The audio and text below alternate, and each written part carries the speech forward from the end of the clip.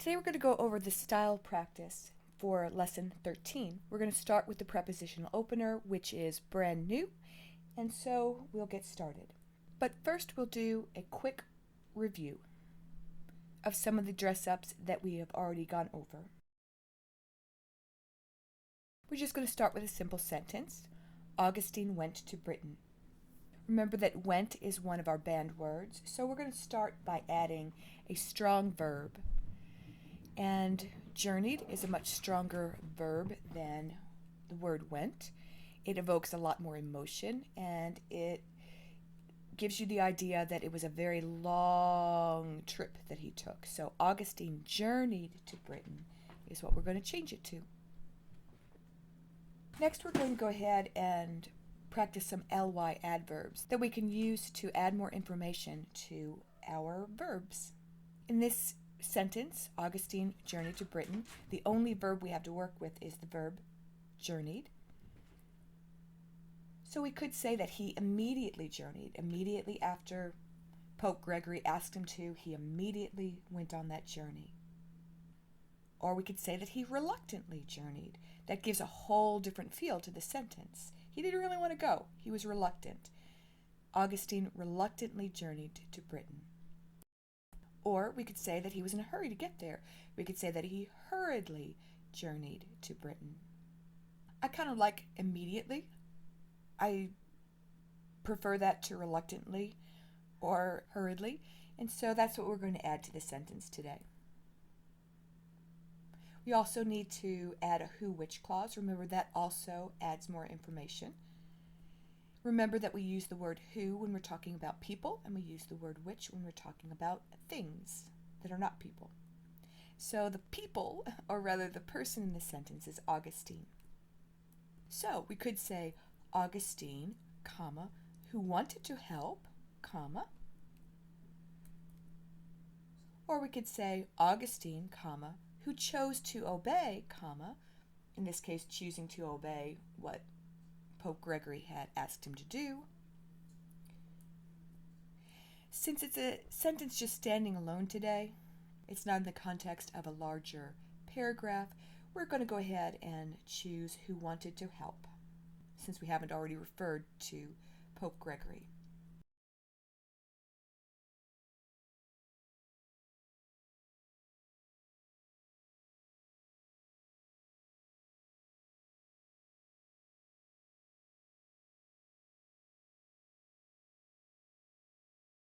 So let's add those two things to the sentence. Augustine, who wanted to help. In this case, I went ahead and told who he wanted to help. He wanted to help the Angles living in Britain. Augustine, who wanted to help the Angles, immediately journeyed to Britain. Remember that another one of our dress-ups is that we want to use some quality adjectives. And so an adjective modifies a noun.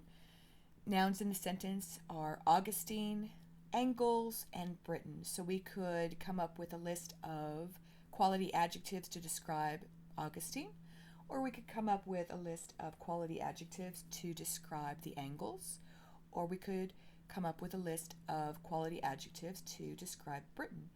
I'm going to go ahead and come up with a list for the Angles. And so we could say that the Angles were anxious, or despairing, or worried, or desperate, or hopeless, or miserable, or wretched. We could go on with a longer list than that, but we're not going to. I'm going to go ahead and choose hopeless, that they were hopeless people. And so Augustine wanted to help them, and he immediately journeyed to Britain.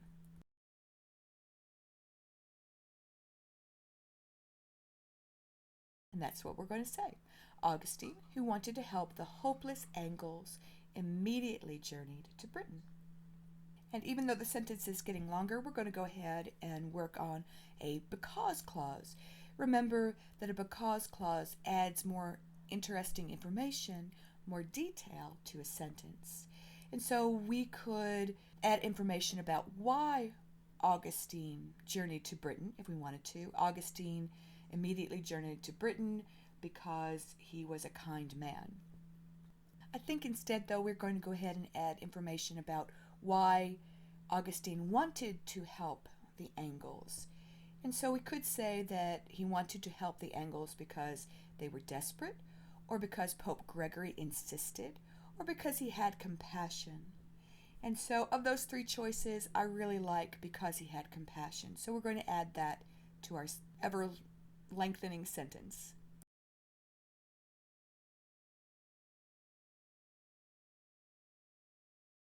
So now we have Augustine, who wanted to help the hopeless Angles because he had compassion, immediately journeyed to Britain. Notice that we still have the comma setting off the who which clause. The who which clause has become longer. We've included a because clause in it, but we still need to end that section of the sentence because it's extra information with another comma. So we have Augustine, comma, who wanted to help the hopeless Angles because he had compassion, comma, immediately journeyed to Britain. Now we're going to discuss the new dress up. The new dress up, though, is really a sentence opener. Notice that all of the sentences that we have read so far today have started with Augustine. Augustine is the subject of the sentence, and as Americans, we do tend to start a lot of sentences with the subject. It makes total sense because that's the easiest thing to do. But one thing in IEW that the program tries to teach you is to vary the kinds of sentences you use to make it a little bit more interesting. We're going to look at this again next week when we get together in class. But for today, we're going to just simply go over what is called the prepositional opener. It's a number 2. Number 2 because a subject opener is number 1, and you guys are so familiar with number 1 sentences, starting the sentence with the subject of the sentence, that we're not going to teach that. We're going to go ahead and skip to teaching number 2, the prepositional opener. So, from grammar, you should have learned that a preposition is a word that connects one part of a sentence to another part of the sentence. It is not a conjunction. Conjunctions also are connector words. Conjunctions are and, but, so, and we use those very easily all the time. Prepositional words connect one part of the sentence to another part of the sentence, but they usually tell where something is happening. For example, if I'm talking about Augustine and I need to get Augustine to be in Britain at one point in the sentence, I'm going to tell you that Augustine went to Britain. To is a preposition. It tells you where he went. It's connecting Augustine to Britain by telling you the direction in which he went. Some other common prepositions beside the word to are the words about, above, across, around, at, after, by, because of, and during. So we could say that Augustine went across the sea to Britain. Other prepositions are for, from, in, inside, into, near, of, off, and on. And then we also have the words outside, over, past, through, to, which we've already said, under, up, with, and without.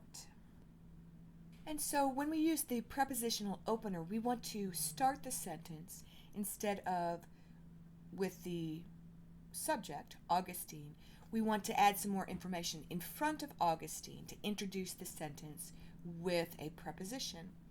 And so some ideas I came up with. Obviously, he had the talk with Pope Gregory, and I thought, well, after thinking it over, Augustine, who wanted to help the hopeless Angles, went to Britain.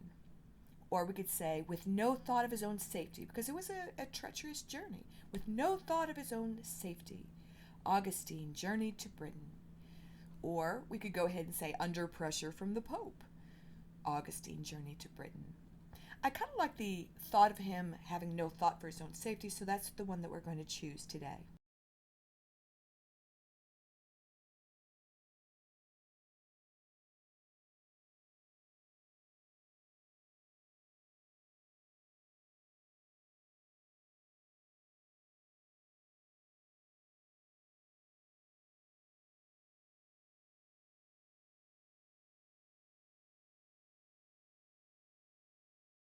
So we'll add that to our ever-lengthening sentence.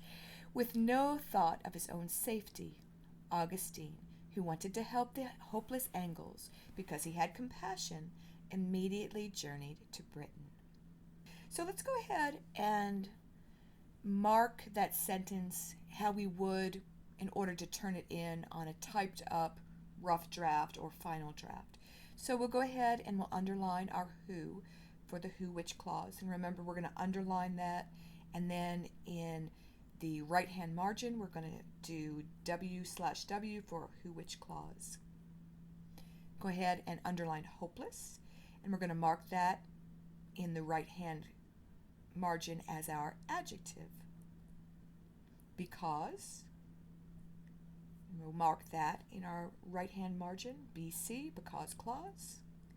Immediately, we'll mark that as the LY. And then journeyed is our SV, our strong verb. Now we also want to mark our prepositional openers so that I won't miss it when I'm looking over your papers. And so we're not going to underline the prepositional opener. Instead, in the left-hand margin, we're going to write a number 2 so that I know, aha, this is their number 2 sentence. This is the sentence that they opened with a preposition. Now, as you write your story this week, you're going to be asked to add at least one prepositional opener. It would be best if you tried to practice it a lot and added one prepositional opener for each paragraph. That would be the best. But at least try to get one prepositional opener in the whole entire paper.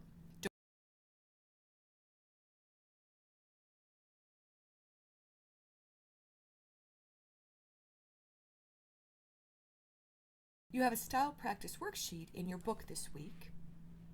And so we're going to go over that now. And one easy way to add a prepositional opener would be to fill this in your book and go ahead and use one of them. Are you allowed to do that? Are you allowed to practice in your style practice and then grab one of those sentences and plunk it right into your writing assignment for this week? Yes, oh yes you are. You're allowed to do that. So we're going to go ahead and go over the style practice together, and then hopefully I will revisit some of these sentences we come up with, or maybe you'll come up with one even better than what we are doing right this moment. So the directions say to write an idea for a number 2 prepositional opener to begin each of these sentences. Label each by placing a number 2 in the left margin or a 2 right before the sentence.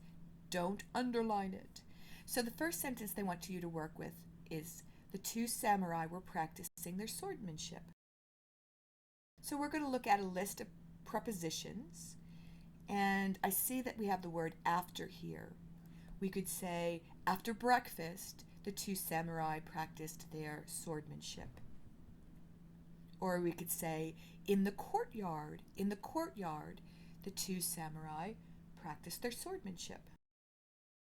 So I'm going to go ahead and use the after breakfast because that seems like a good one to use. So after breakfast, the 2 samurai were practicing their swordsmanship. If you'd rather say in the courtyard, or if you'd rather come up with one of your own.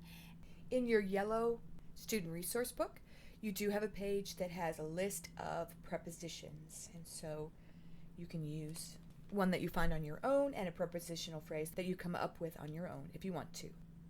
Don't forget to mark a number 2 in the left-hand margin. The second sentence says, the dragon asked for help. So looking at this list of prepositions, I see the word within. I could say, within a moment of landing, the dragon asked for help. We also have instead of breathing fire, instead of attacking the samurai, the dragon asked for help. We also have the word before. Before the samurai could draw their swords, the dragon asked for help. Or before the samurai could rush forward to attack the dragon asked for help. So I kind of like the idea of saying instead of attacking them, because that's what we assume as a dragon comes in, people panic, and instead of attacking them, the dragon asked for help. That's kind of a twist. We didn't realize that was coming. And we are going to remember to mark that with a number 2. And then the final practice says the baby dragon had been crying. So looking back at the list of prepositions, according to the mother dragon, the baby dragon had been crying. Or we could say inside. I noticed that the baby dragon was inside the cage. Inside the cage, the baby dragon had been crying. Or throughout the night, because it took them so long to get back. Or throughout the morning. Throughout the morning, the baby dragon had been crying. So I'm going to go ahead and just use inside the cage. They came back with the mama dragon. They see that the baby dragon's in a cage, and inside the cage, the baby dragon had been crying.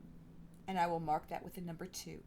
So notice that on your style practice sheet that they walked you through coming up with a number 2 opening sentence, a sentence that is opening with a preposition rather than the subject of the sentence, for each of the paragraphs that you'll be writing. The 2 samurai practicing their swordmanship, that comes from paragraph number 1 or picture number 1. The dragon came and asked for help, that comes from the second picture, which will be your paragraph number 2.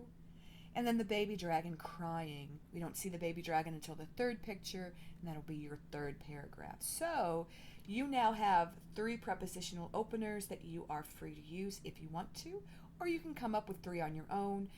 Like I said, I would like you to at least use 1 prepositional opener in the paper.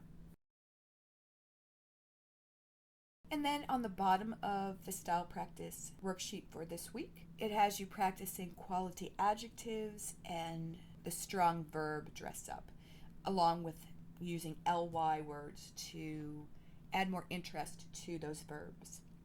So, under quality adjective dress up, it says to describe the nouns, use a thesaurus to find words that create strong images or feelings. I'm going to start with the baby dragon.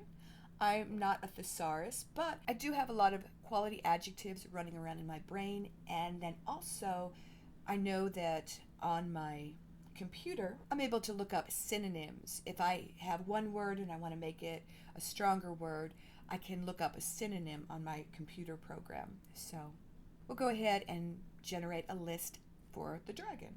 So we could say that the dragon was powerful, the powerful dragon, or the mighty dragon, the majestic dragon, the awesome dragon, the breathtaking dragon, or the splendid dragon, or you can come up with a quality adjective of your own, but that is a good list to get you started. For the baby dragon, we don't want to say that it's powerful. The poor thing has been caught in a cage, and so we might say that the baby dragon was innocent, the innocent baby dragon, or the weak baby dragon, the vulnerable baby dragon, or the trapped baby dragon, the terrified baby dragon, or the panicked baby dragon. Here we're using panic as an adjective in order to describe the baby dragon. Remember that panic can also be used as a verb in a sentence. Speaking of verbs, we'll go over the strong verb and ly adverb dress-ups. It says to use strong verbs to tell what the people did as they ran from the mother dragon and what the baby dragon did while he was trapped. Add ly adverbs if you can. And so we're thinking of the people running away, but we don't want to use the word run. We want to use something stronger. So we could say that the people charged through the courtyard, or they dashed away as they saw the mother dragon coming. Or we could say that the people concealed themselves or hid. Hid would be not as strong as concealed, but you can use that also. Just trying to think of things that the people did when they saw the mother dragon. So, adding some ly words, we could say that they blindly charged through the courtyard, or they quickly dashed to safety, or they instinctively hid or concealed themselves as the mother dragon came flying into the courtyard. For the baby dragon trapped on the hill, we could say that the baby dragon sobbed, or we could say that the baby dragon crashed against the bars of the cage, or that the baby dragon panicked inside the cage. So the baby dragon trapped on the hill sobbed, or the baby dragon trapped on the hill crashed against the bars of the cage, or we could say the baby dragon trapped on the hill panicked. So adding ly words, we could say that the baby dragon trapped on the hill loudly sobbed, or wildly crashed, or tremendously panicked once it was caught. So make sure that you fill in that worksheet. Don't leave it blank. And please feel free to use some of the ideas that we generated together during this video. If you have any questions this week, please feel free to email me.